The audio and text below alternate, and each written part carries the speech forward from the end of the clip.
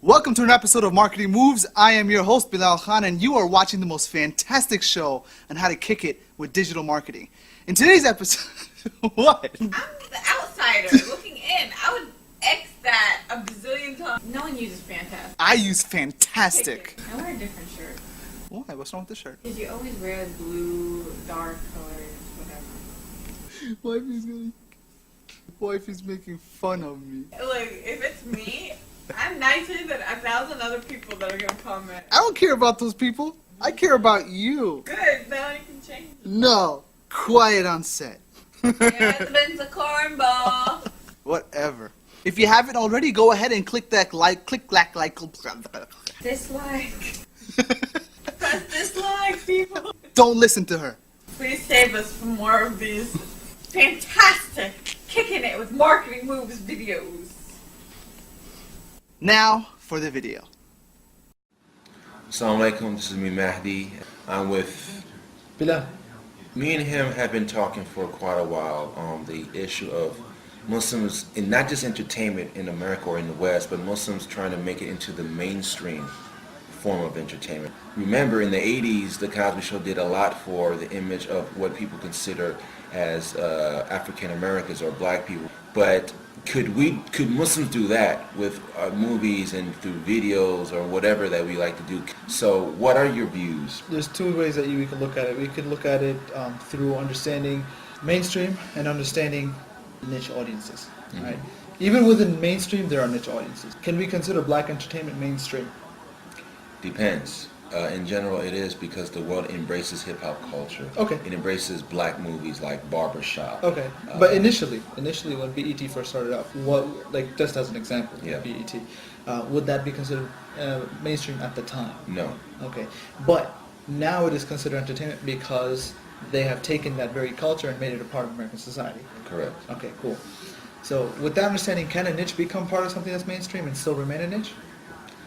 Yes. Business and marketing is all about catering to people and being different at the same time. As food for thought, understand all the factors that lead to a society embracing a certain culture, a certain idea, a certain concept. So a group of people. Right, or even a group of people that make it part of that very society. Yeah. Can we say Amish? Okay, can we say that Amish are not American? Of course they're American. Okay, for anyone to say that they're not American is totally bogus. Black people, okay, they're very culture, they're very society. They were looked upon as outsiders, but they were embraced within the culture of society through time, through different factors that led to it. Are there trends that are currently taking place throughout different areas in the United States that those specific aspects of Islamic culture and Muslim society are becoming part of the American culture in those areas among people that are not Muslim? The fashion, they're starting to wear the kifaya, the red and white and black and white checkered scarf. Things that are happening, overseas in areas like Palestine and places. Yeah. So, and people are starting to speak out about those things. So, a lot of these cultures these trends are building. Now, how do we get misconception of Islam as being mainly in the Middle East and South Asia and make it to something universal via the use of entertainment to dispel myths, to educate? First of all, you gotta put stories out there that people can relate to. True. All right, and that would usually what the first thing that people relate to in any sort of story movie is the individual character. Correct. Okay, now the characters is somebody that people can have some sort of connection with, where the characteristics of that character are things that the individuals and the audience themselves may have. Then people will be able to relate to it and they will feel for it. Number one genre, and I'm just talking movies, like theatrical type movies. Number one genre in the world is action. Yeah. Okay? Put a loose story around a whole ton of action, people will watch it. Okay? Yeah. It's profitable. Yeah. And you lay out an effective development, production, and distribution plan for it, and you have some sort of reputation backing you, then people will throw money at you. The second genre that's extremely popular, horror/thriller. Yeah. Okay, again, around the world. Third is comedy. Okay, people like laughs. And the fourth is drama.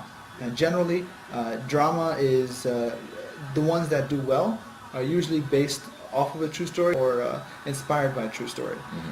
If they're not that, then they don't usually do that well. But again, we're talking worldwide.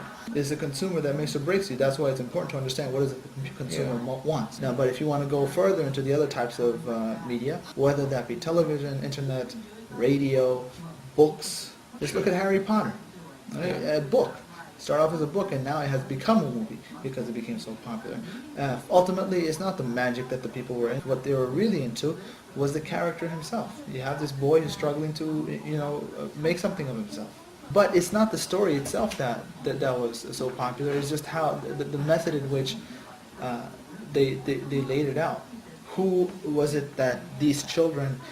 Where is it that they gathered?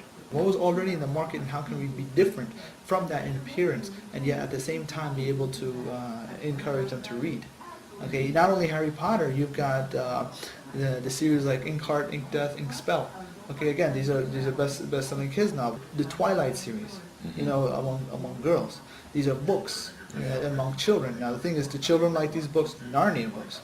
Classic books, but still, I mean, they're being made into movies. The thing is, the whole idea of movies, or what influences movies in of itself, is not just the movie, just movies. It's other forms of communication that people look to. Books is just one. We got the news. News is a major inspirer.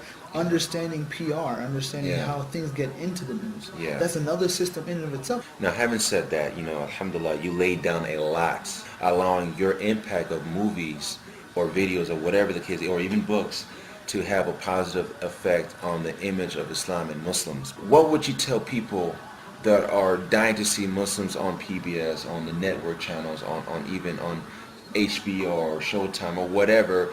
What would you tell them how would that happen? They want to see somebody who works hard, somebody who's dedicated, somebody who's passionate, somebody who's committed.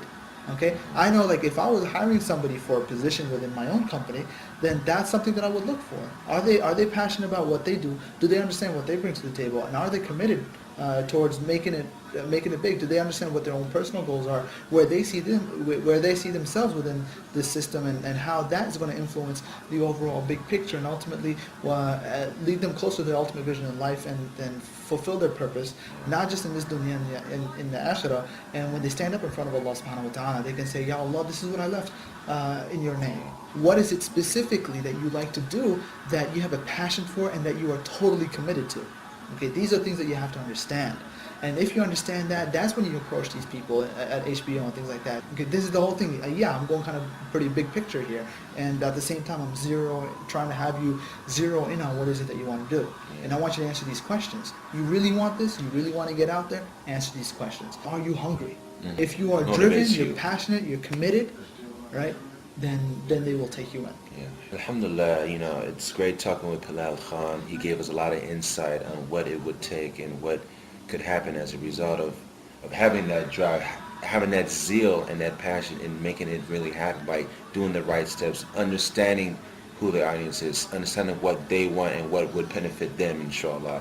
Yeah, I guess you can ask yourself is, what your goal is, what your objective is, take that and make it into something that's smarter. Smarter as in the acronym. Okay, this is something that they talk about in S, meaning it's something that's really specific. M is something that you're able to measure it. Okay, how are you measuring it is a question that you're coming closer to. What are the milestones that you laid out? A, is it something that you can literally take action on today, tonight? What are the actions that you have to take? What are 3 things that you do consistently, if you do it, would continually move you closer to that in the most effective and most efficient way possible? That's actionable. R, is it something that's realistic? Okay, one, you got to understand that. One, you hope for the best, okay, and you pray to Allah subhanahu wa ta'ala, Allah subhanahu give you success, but at the same time, you have to look at the facts on hand. And what is it that you have to really deal with, right? Is it time bound? Do you have a date set? Do you have a deadline, okay, by which this is a day that I want to complete it by? May or may not be reached. There are things that you're willing to do and you're willing to let go of that you're currently doing today in order for you to fulfill what you want to do by that date. All right? Exciting to you. If it's not exciting, you're not going to do it. Yeah. Plain and simple. And is it something that's recorded? Do you have it written down somewhere where you can see it all the time, continuously reminding you of that is what you're aiming? You want to ask yourself, what is the benefit of you having achieved this in towards your relationship with Allah subhanahu wa ta'ala ultimately? What is the benefit of that towards your spouse, or you coming to a spouse, okay, or your future spouse? What is the benefit to that to your relationship with your family? What is the benefit to that when it comes to your business or career, ultimately? What is the benefit to that to your wealth? Okay, what is the benefit to your social life if you achieve that result? What's the benefit to your emotions? How will you feel ultimately? What's the benefit to your health, mentally and physically? I mean, you will see the reasons as to why you're going to do the what. Okay, and then from there, it's just every day laying out 2 baby steps, at least every day. Just you're moving forward. You're measuring that, Yeah. and that's the thing that you got to keep in mind. And on that note, not just be smart, but do smart and act smart, and hopefully you will succeed. So alhamdulillah, me, Bilal Khan, we are striving to please Allah first and foremost. At the same time, make this not only a business, but something that can help people, educate people, and make people enlightened and more accepting of what Islam and what we are as Muslims. So alhamdulillah, praise be to God, praise be to Allah. And on that note, thank you once again for viewing this video, and me. Assalamu alaikum. Welcome back. I hope you guys enjoyed that episode. If you did, go ahead and click that like button right below. And at the same time, if whatever you learned, go ahead and post that in the comment section below so you can share it with other people. And if you have any questions, just hit me up on Twitter at KhanB1. And I look forward to hearing from you.